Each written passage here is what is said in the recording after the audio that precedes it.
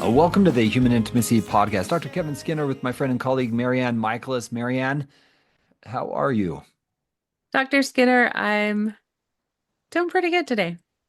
I'm excited to have a good conversation about a topic that often comes up with clients and that I hope will be really useful for our clients as they're trying to figure out how to really master relationships and master some aspects of recovery that impact both partners in a relationship.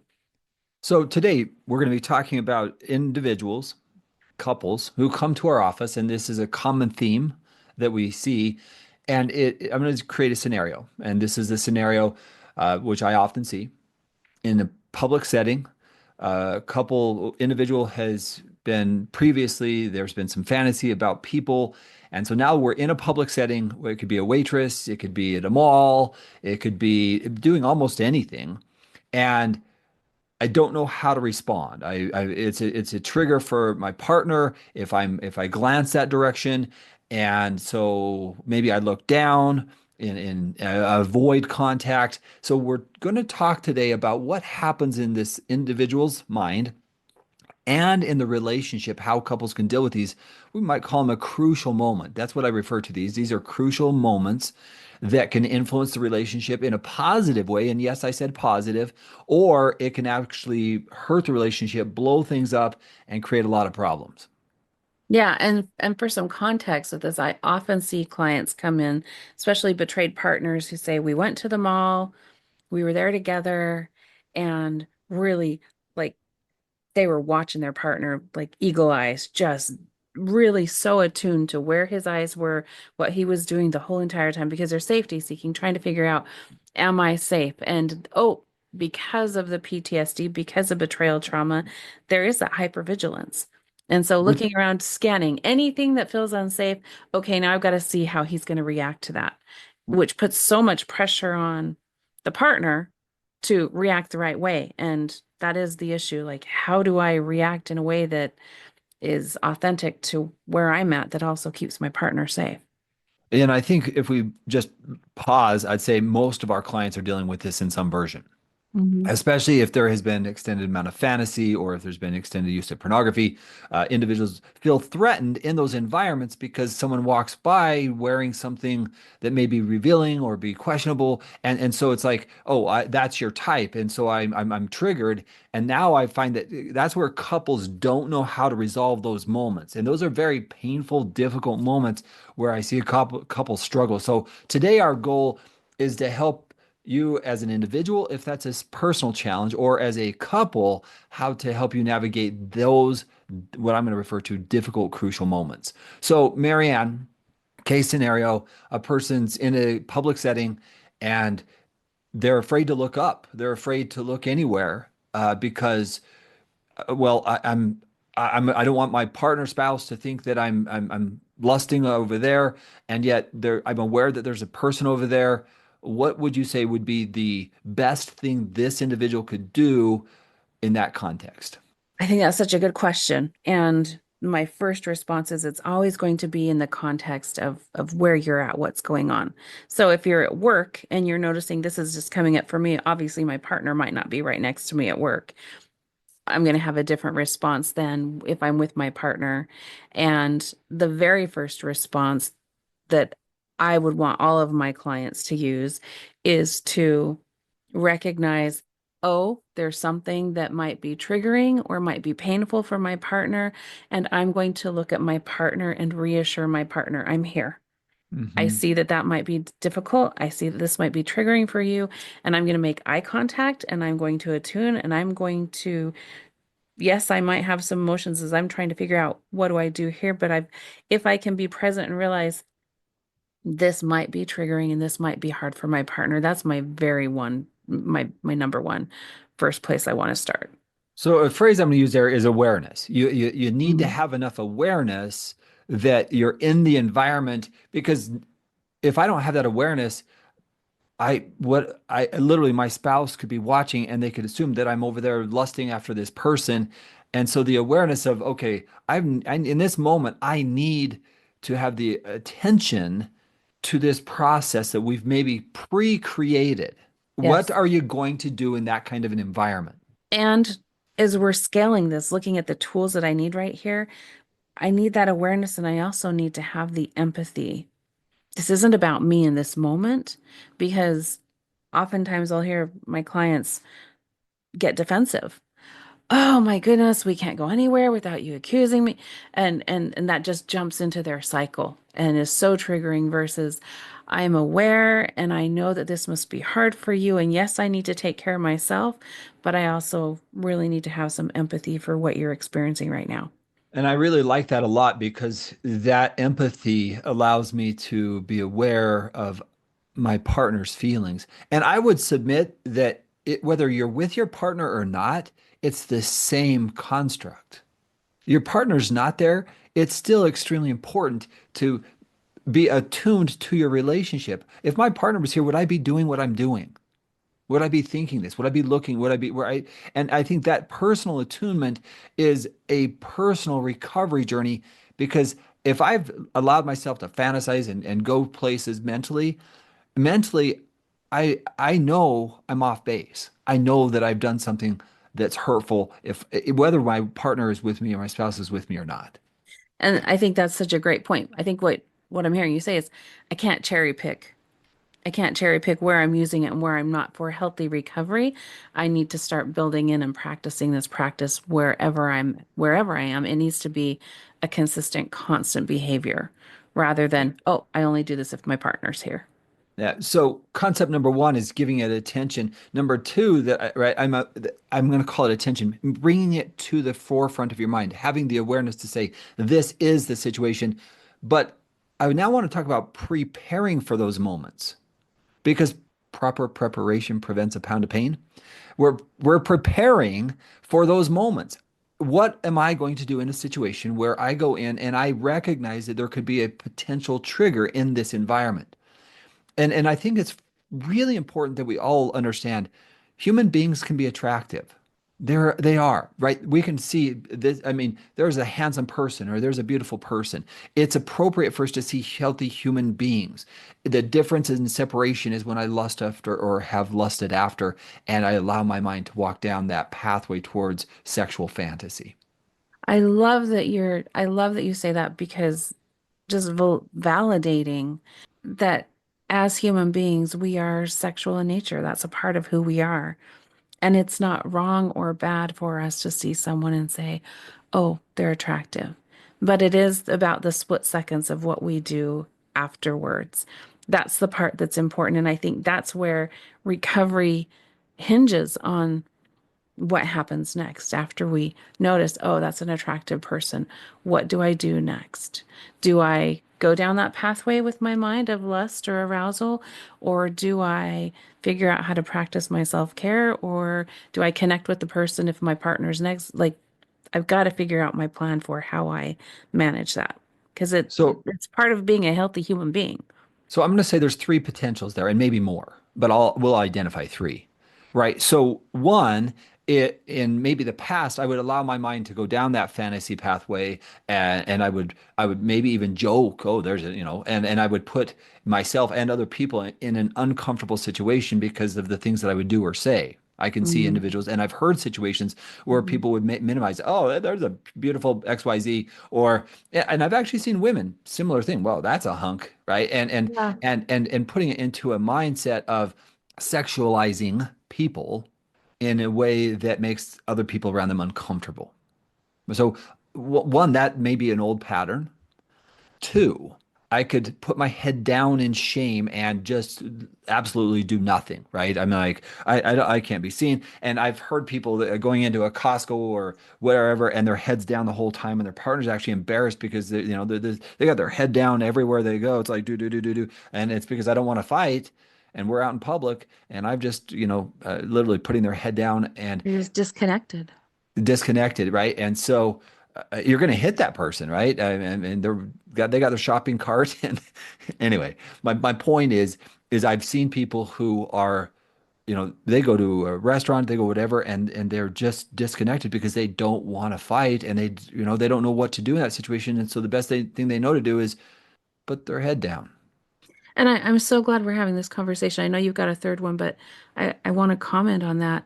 How hard to go through life with your head down, not able to look at people, not able, because when we're not looking at people, we're also not being seen. Mm, How yeah. hard to go through life feeling like I can't even lift up my head to connect because there's a lot of fear there. Fear of ourself, fear of where we'll go, fear of what will happen. It's a lot of pain. And not only that, because when you've got your head down, you're missing elements of life. And I'm not saying that you're looking at people, but if, from a biological perspective, and this is just a reality, when you and I go into any new environment, the thing that we do is we scan the environment for safety. That's the way we are typically designed. So Mhm. if we go into any new environment, the first thing our body does is say, am I safe here? So you could have a couple come into the same environment, and in this situation, a betrayed partner could feel absolutely threatened by the circumstances of this environment. And the person who is acting out could be in the same environment feeling unsafe as well because I don't know how to navigate this environment, triggering my spouse. I don't know what to do. That's when I see people put their heads down and literally it's like both partner, one's triggered, one's frozen, and now how do we solve it? And how do we interact and how do we function? What And do we say? What do I not say? Right? And exactly. that's one of my favorite strategies, and I use this all the time. And it's a prepared plan where I talk with couples, and in that environment, I encourage my clients to turn to their spouse and say, "I am here with you. I recognize that this environment could be very triggering. I want you to know that I'm here with you because you matter the most." Can I add to that? Yeah. I I love the idea of a prepared plan, and I think having a conversation even beforehand. When we go to the mall today in 10 minutes or wherever we're going, if something comes across line of sight, or if there's something that might be triggering for you or triggering for me, what do you need? And this is what I will do. This is what here's my strategy, here's my plan, but also what do you need? So that both people are aware. Because I have had clients who are watching their spouse and their spouse saying, "I'm fine. Nothing happened. I'm fine." But the betrayed partner just needs validation and reassurance. That's it. And let's talk about what that sounds like, right? The question, what are you looking at? Okay, the natural response would be to defense. I'm fine. In contrast with imagine them saying, boy, this isn't a difficult environment for us. I'm here with you and I care about you. And so do we need to leave or let's just hold hands? Hmm. So now we're What getting some physical touch physical connecting us. reassurance. We are an item. We are a team. We matter here. That's Mhm. also a critical part there. So what we lean into connection, not out of connection there. And part of that planning, I just want to add, you had mentioned this before, really looking at what situation are we going into? Are we going to go into a situation with your family members or your friends where comments might be made? So, as you said, proper preparation prevents the pound of pain. It is really looking and saying, what are we going to encounter? What am I going to encounter? And what are my strategies and tools? And how can I communicate them with my partner? Which gets me to the third part, right? So we have the one that could be just making a no big deal of it and, in fact, making a joke of it. Number two, put my head down in the sand, try to avoid, ignore, this isn't a problem. Another one might be to that defensiveness, right? So maybe I'm going to Mhm. get four options. That defensiveness. What are you even talking about? Minimizing it, not validating their partner's fears and concerns, and ignoring it. A fourth option, self-awareness, whether you're alone or with somebody, could you imagine being confident in that moment? Now, that may sound completely foreign to some individuals, but could you imagine being confident enough to say, this is a test, and here I am in this environment. I don't have to fantasize, I don't have to lust. but I can see there's a human being over there that's an attractive human being, and I'm present, and I don't have to go there. I can reach out to my spouse, whether they're with me or not. But this is the type of environment. I'm going to guess that that person over there has family, has loved ones, and they're in their own world. And yeah, they may be attractive, and maybe these people are dressed a certain way that could be triggering. But I'm not going to see them that way because I'm going to humanize them. I'm going to see them as people, people that matter. And I don't know them, and I don't need to know them because I've got my people, I've got my tribe, I've got the people that I love and care about. And whether they're with me or not, what I'm doing right now matters to them and to us. When we see another human being and we see them as their body parts, we're turning them into objects. Hmm. And the way to shift from this objectification that you are not a sexual object for me to use, either fantasizing about or being aroused by, if I can shift and say, let me look in their eyes. Let me look in their eyes and wonder what things might they be worried about right now? Do they have kids who are struggling? Are they worried about paying their rent or their mortgage? Are they worrying about aging parents or doctor, health problems? What are the things that might be going on with them? When I look in their eyes, in their face, I make them a human. And are they a just like I'd look at and say, oh, this is a sister, this is a daughter, this is a friend. What would happen if I saw them through this lens that's not a sexual lens, but a human lens? And I do believe it is that it's the eyes. That's where we And see it each other. and it's beautiful when I humanize people, when I make them right, then they are people. Because now I'm actually having compassion for the human race. Not, I'm separating out my sexuality from humanity, and I'm saying this isn't a sexual thing. Because when you have been in lust for so long, everything feels sexual. Mhm. And it's not sexualizing them. It's not putting them into a sexual category. It's humanizing them, seeing them as a person with feelings and fears and worries, and separating out any feelings of that sexuality into human. This is a person who has family and people who genuinely, hopefully, people care about them and love them. But my role here is to separate out the sexuality. This isn't about sexual anything. And now, in that seeing people as people, I recognize I don't have to be this constantly on sexual being. It can be a part of me, not all of me. And now I'm putting it where it belongs in the relationships that matter the most. And I hear you say that, and I hear freedom. I hear a lot of freedom there saying, I don't have to be driven by this. This doesn't have to be my constant driver all of the time. I can relax into healthy relationships. So I might be in public and I might recognize that there's this person and my spouse may be triggered and I have the confidence to lean into this relationship, lean into this connection because that's what I want. And now I'm actually pursuing what I want, and that's human connection. See, even if I allow my mind to fantasize, that's empty calories, as I say. It doesn't get me anything. It's the nutrition content. I might get this hit, but it's not a connection. Contrast that with a meaningful conversation with my spouse. Contrast that with a hug. Contrast that with a playful tease.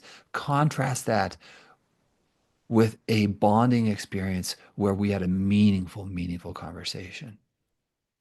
So let's talk about that couple that's so hurt by this. That's so hurt, both sides, the one that's been accused constantly, the other who's been betrayed so much. Where do we start? Where does this couple start? Where do they start to bridge this gap? Because there's a lot of pain there. I think the first part of it is to take off the assumptions, both directions. So, assumption from the betrayed partner, you are lusting after everybody. Assumption for the betraying partner, you're always angry, you're trying to control everything that I do. If that's where you're starting this journey, you're going to fight because your perception is your partner is trying to control you, or your partner's blaming you, or your partner, right? And so your perception of your partner is already starting at the wrong place. And so if I can see the best and believe the best of my partner, and my partner can see and believe the best in me, then I want to strive to be better for this relationship, for each other. So I think I have to step back and say, I don't know if my spouse is fantasizing. I don't know if my spouse is trying to control me. They're scared. So I'm actually giving them the benefit of the doubt. And some people say, well, you shouldn't do that because they've been lusting and they've been doing this for all this time. A person who's working recovery should be working on anything that's lust-based thoughts. They should be working on those things because that's how they're going to recover.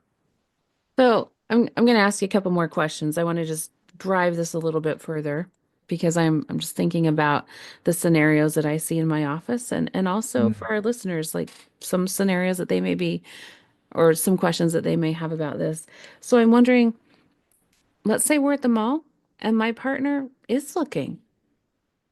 Let's say that they're working on recovery, but they do catch themselves. I see it and they see it. Let's talk about what a healthy response to that might be.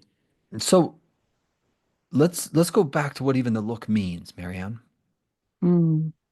Can I naturally assume that because you looked over there that you're fantasizing and want to be sexual with that person? So if I'm the partner and I'm seeing my partner look, if I'm a betrayed partner and I see my partner look, I think what you're saying is there's a lot of interpretation that's subject to a lot of interpretation. And based And upon the past, why wouldn't I assume that you're fantasizing? Right? Given that makes complete sense based upon the past. And I'm asking in this situation, if a person's working on that, okay, you're looking, that's a trigger for me. So how do I communicate that? And if I'm the person who is looking that way, I have to be very cognizant. And that's why I start off with that you have to be attentive to your environment and you have to understand your environment. If you're so work if you're working recovery, your goal objective needs to be attentiveness because old patterns die hard. So you could be looking in that direction, fantasizing, and catch it and oh, okay, can't that whoa. that's the part. Let's talk about that part because yeah, what if I've got the neural pathways. This is a pattern. This is a habit that I've got. And so what if I am looking and I am lusting? Because I'm guessing with this conversation, we're talking about recovery patterns that it's not just cut and dry. It's not just a light switch that flips on and off. And so I know for our clients learning to step into recovery, it would be great if it was night and day. I would say you need to catch yourself So I catch myself as and I, quickly as possible because that attentiveness is actually your progress.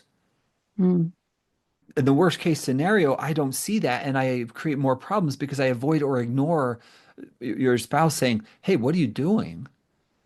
Oh, wow, right? If you're going to acknowledge that, that's like, okay, that's acknowledgement is a huge step. Wow, that happens so fast. I've got to be more attentive, more cautious, more careful because that's not the where I want to go. That's why you have the benefit when you slow this process down. If you don't have that awareness, you need to build it so you don't allow those moments to grow.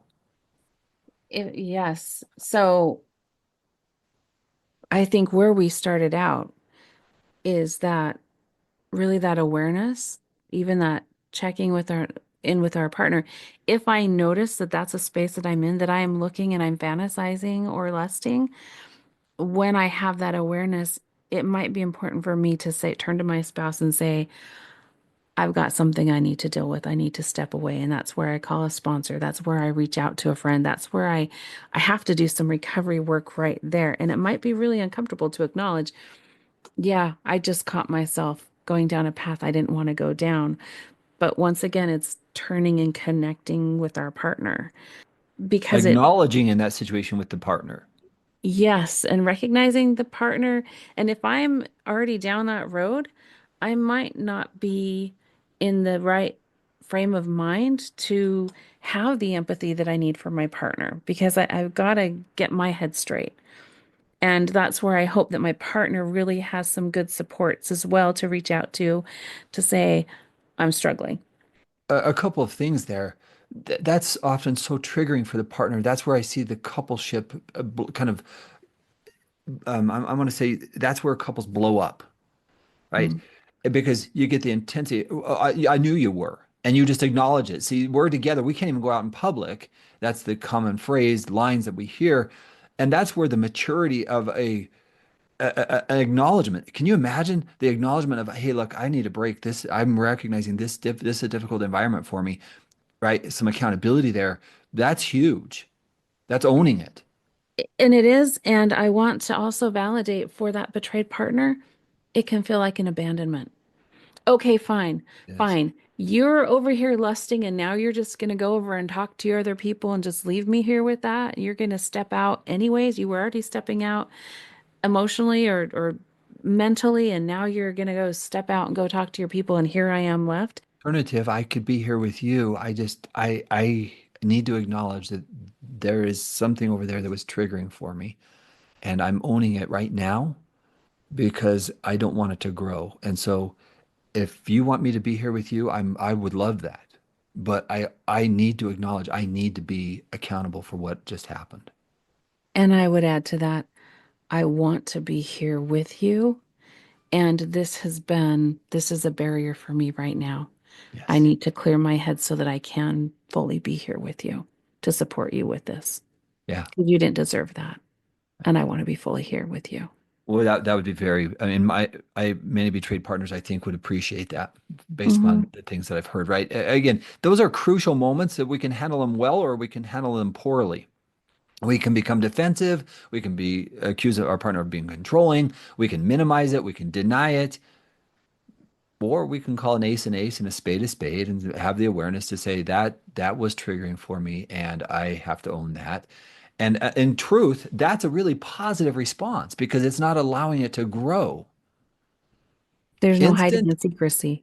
yeah, instant accountability can prevent a pound of pain. You're changing it now, Dr. Skinner. I am changing it, but that type of accountability, that's what we're talking about. Again, when I am honest and truthful with self, that's where I find the greatest progress inside of me as a human being. And I think that's where when we see our partner say, I gotta step away, like, oh, and I'm grateful that you've got some tools. I'm grateful to see this is how we build trust. I build trust by getting up and saying, I got to step away for a minute. I got to go take care of, I got to reach out to somebody. As uncomfortable as it is to be standing somewhere like, oh, they're not here. After a while, it says, oh, I'm grateful that this person's taking their responsibility so that they can keep me safe. I want to back up just to one little area that I think is important that we talk about when we're talking about that plan that we're preparing. And when we're talking about this might happen, this does happen, especially in recovery because it's a process. I think it's incredibly important to take the last time where we didn't do well and to unpack that. Figure Hmm. out where were the points that I didn't do well and so when we're planning for the future, we look at the past and we work from what didn't work last time. Game planning, right? And Yes. but all of there's boy, this is where I'd say if you haven't been to one of my intensives, this is what we go through. We go through these type of details because there's a whole foundation here that needs to be developed in how to stay connected. Say more about Because, that. well, when couples are working in the right direction, their connection is very powerful. They continue to work because what's happening is the stronger your bond, the more you can go through that. Metaphorically, it's like I call it you're putting money in the bank. You put money in the bank, and here comes, right, a connection. We're holding hands, we're going on walks. And when a trigger hits, we have that connection that allows us to work through it. But when you're already fighting and you're having a hard time and you go into that public setting, you don't have any money in the bank, you don't got anything to withdraw. Hmm. You try taking money out, you got nothing there. As I hear you say that, the image that came to my mind was a yo-yo. And when you're a couple and you've got a tight connection, there can be a breach, but it's going to be a small drop. And then it Right. comes back. It can come back together. But when there's that disconnect, it's a long drop And it takes a lot of work and a lot of time to get back up to the top. Yes. I, Yes. yeah, I don't know why my brain went to a metaphor of a yo-yo, but It works. it All works. right. So let's talk about this as we get ready to close up today. Let's talk about this in one other context. And this is the context of individuals who don't have their spouse around. They don't, maybe they're single. Mm-hmm. And they're trying to be aware of their thought processes because they want to see when we talk about change process, it's not just behaviors that we're trying to change. We're trying to change the way we think and the way we feel. Because long-term recovery is not just changing a behavior, it's actually getting to the thoughts and the feelings that often lead into behaviors. So when we look at the change in individuals' lives, they work through fantasies. They don't allow their mind to go towards that. A friend of mine said, I can't stop a bird from landing on my head, but I can stop it from building a nest. Hmm. I love that. The thoughts will come, vulnerable, temptation, cravings. It's the capacity to respond as quickly as possible that prevents the bird from building the nest. And I think it's important just to once again validate our brains are so creative. Our brains are always going, well, what about this? And what about this? And what about this? That's that natural creative process, the fantasy of, oh, I'm going to be moving into this house. What should I do with the curtains or whatever? That's our brain really, it's made to do that. It's made to, what's the word? To forecast potential things. It is always creating, trying to navigate and make sense of and take care of us. That's our brain's job. Hmm. And so recognizing and validating, saying, oh, this is normal, and now I'm going to direct it because this is not healthy. Let me go someplace else with this. And that's some mental work that is required there. Because the old patterns, as I said, the old patterns die hard. That means you have to be, again, intentional of what to do in very specific moments. And so if you rehearse this mental rehearsal in a situation at a diner, in a mall, wherever you are, you have pre-planned and emotionally, when you recognize a trigger, you know how to respond. It requires less mental bandwidth when you're prepared. And looking at this through a parts perspective, I think it's important to also stop and say, okay, this is where my mind's going. Is there something that I need?